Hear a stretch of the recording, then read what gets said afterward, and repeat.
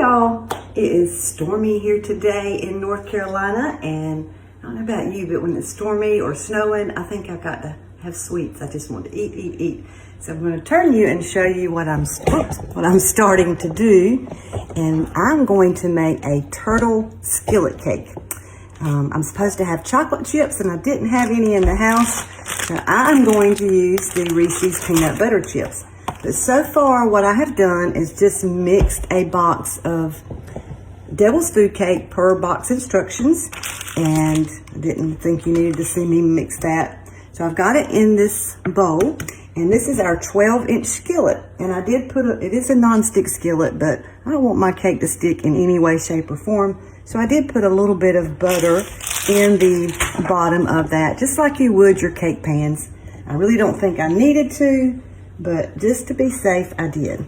So you just pour this in your skillet. I love doing these. I've got my oven preheating at 350 degrees, and it will bake in the oven for about 25 minutes. Then I will come back on after it cools and show you how we turn this into like a turtle. It's gonna have nuts and caramel and supposedly chocolate chips, but I'm gonna use peanut butter chips instead. So that is it. I love that Pampered Chef's bakeware is also ovenware and cookware on top of the stove. So I will finish spreading that out and get it evenly in my pan. Pop this bad boy in the oven, and then I will be back on shortly when it's done baking and show you how we finish this delicious cake. Stay tuned.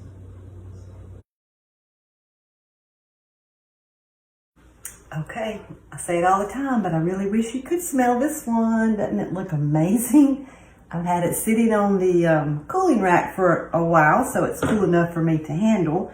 And I'm going to, normally I could serve this right out of the frying pan, and it has a lid that I could keep it stored in, but I want to invert it today, and I'm going to use the large serving platter. I use this a lot to make taco rings, and it comes with a little bowl that you can put inside when your taco ring is done, and have your salsa or whatever on the side or in the middle.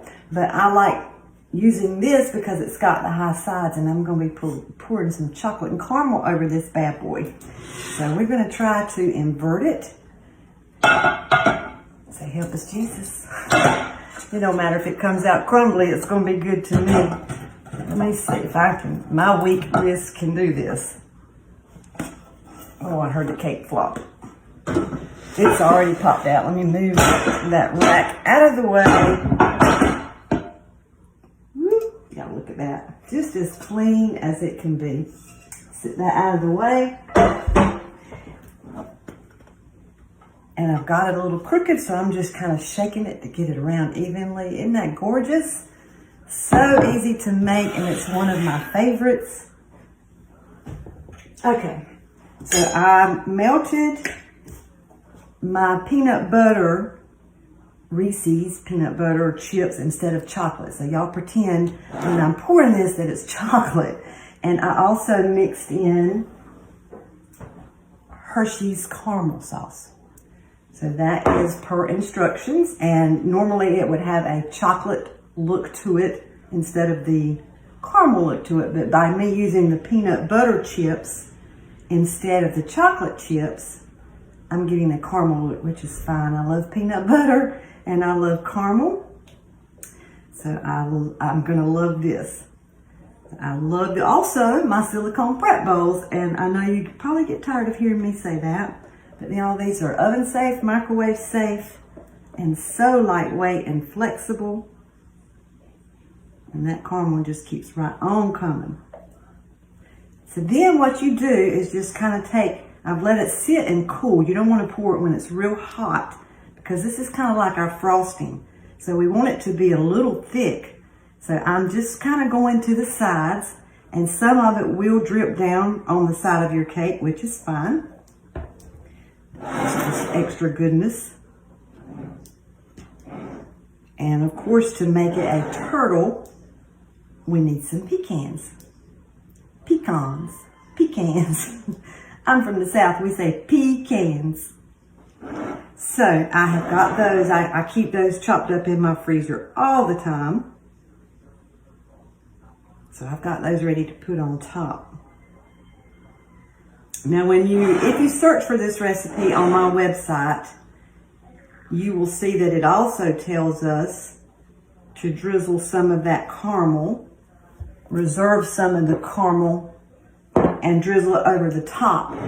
And I'm going to do that even though it's not chocolate and it's not going to show up good, but this is the chocolate drizzler. And I'll just show you just a little bit of what I normally do. I just take this and drizzle it right over. If I would have had some chocolate syrup, like I had my caramel syrup, I would have done that in the chocolate to give it a different look. Okay, so now I knew I would get caramel on my thumb.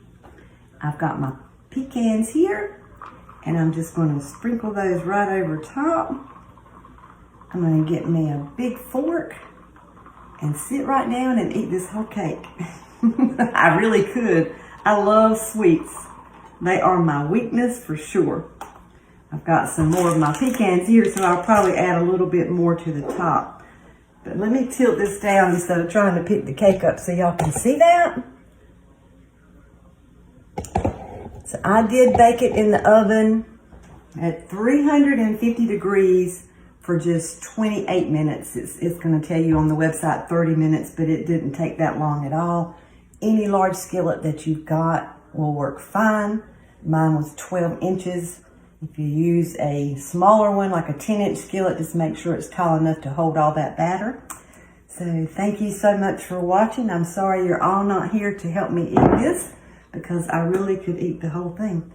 But I'm gonna eat a little bit and share it with my family. So thank you so much, and y'all have a great night. Bye-bye.